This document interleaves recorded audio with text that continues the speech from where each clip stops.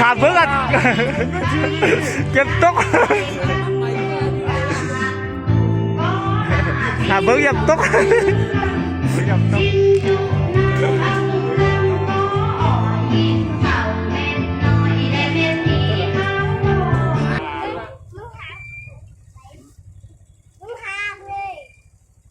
เอาแช่งนี้หน่อยไอ้เอาคนแก่ดิ แกแหละแช่งนี้จัดลุงปุ๊บ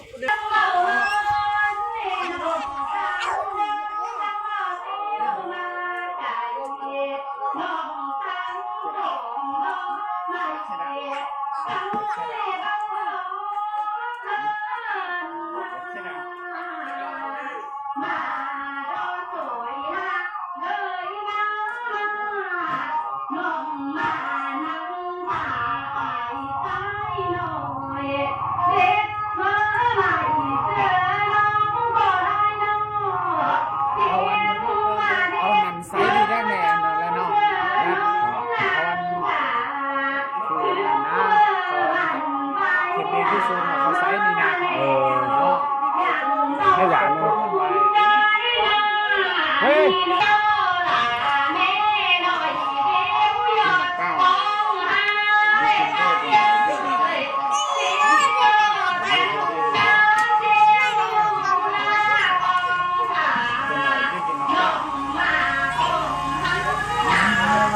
ลุกมือมาตึงตัวนึงเลยฮะ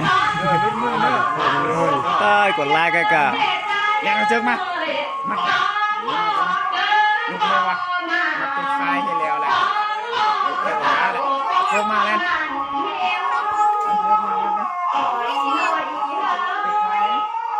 ไว้กันแน่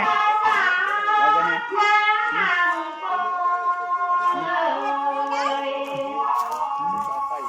จึงมัดไปขายแล้วจึงมัดไปขายเดี๋ยวเอ้าไม่ได้เถอะได้แล้ว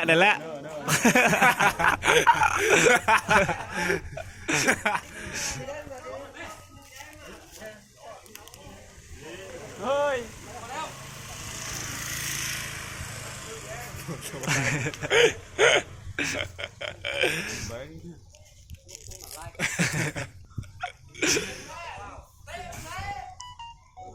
แมนอ้อซึ่งมันรุดหันเจอมัดดีเหรอเจอคนเดียวมึงเป้เต้ไปตึ๊ดมึงเป้เต้คนเดียวเป้แค่แต่เบิ้งนึงคือเดียวอยู่มาป้ายี่เหนียวไปเดียวหมด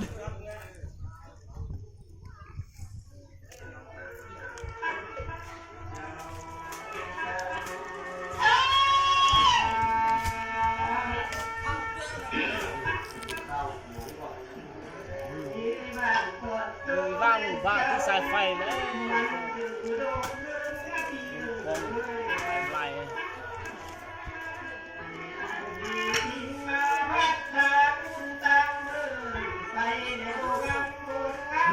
เดี๋ยวไปของเป้าต้องเสียงโมเนอะ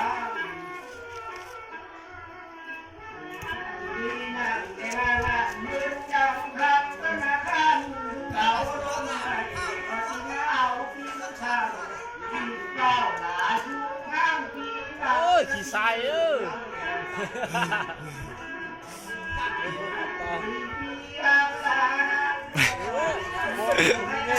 คุณฟ้องเนาะ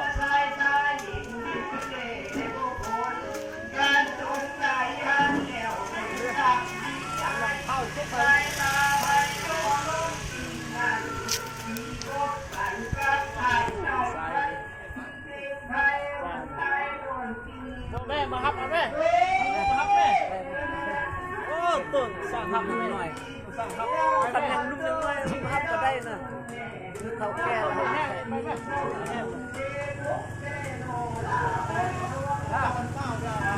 ตกไก่อ่ะบึ้มเจ็บงอนหมดบ้าแล้วย่ามันนี่ก่อนทีแล้วย่า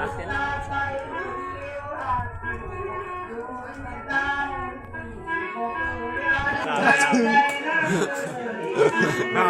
ได้จากว่าเราโชคแม่นแซงดีครับมึง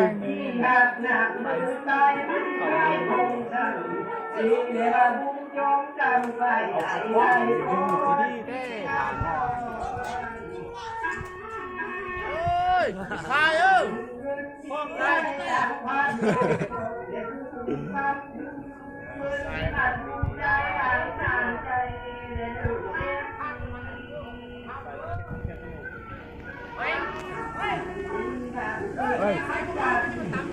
นึ่งมาเด้อนึ่งมานี่เด้อ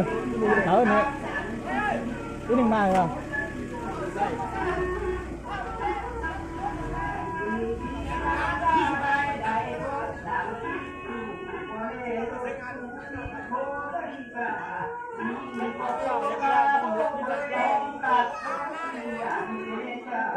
เจ๊งอ่ะมาไหม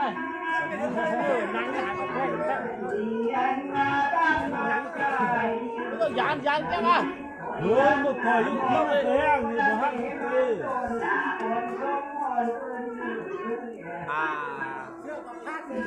ยานลอยเลยเสียวบนสูงนะ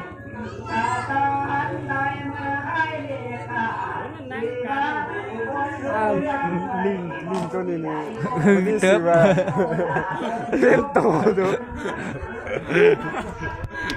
ลิงก็เลยจากอ่ะปึกไว้ลิงฮอนด้าเลย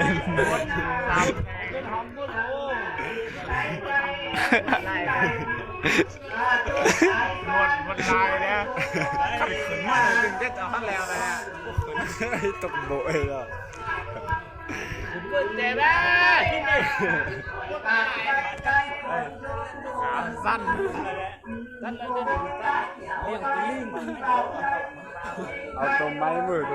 พวกเขาต้องมาใส่คล้องขึ้นหาน้ำฟันไปแล้วยุ่นเลยโอ้ลิงล้นลิงตัวนี้นะหนึ่งกันนี่โอโจดไม้หาย เฮ้ย โอ้ชัดเด็ด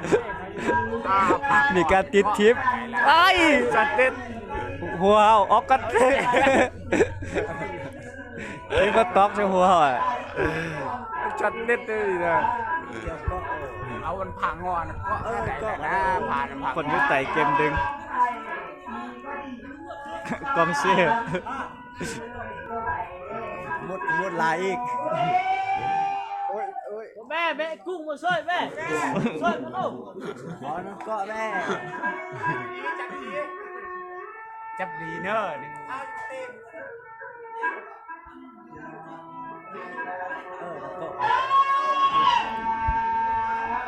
ข้าวตำ